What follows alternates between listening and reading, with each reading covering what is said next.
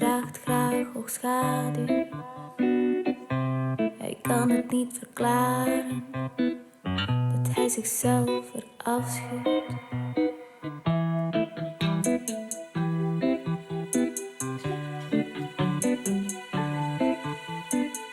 Hij liet zijn benen scheren, hij liet borsten steken. Hij draagt vrouwenkleren en ging wat hoger spreken.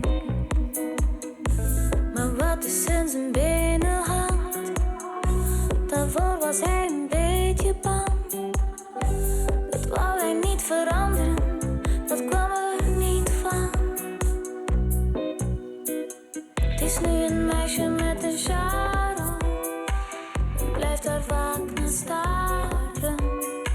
Maar als je het niet weet, neem je het amper waar. Het is een meisje met een charme, die laat ze liever niet weghalen.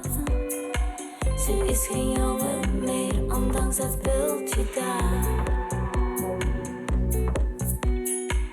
Het is een meisje met een charme.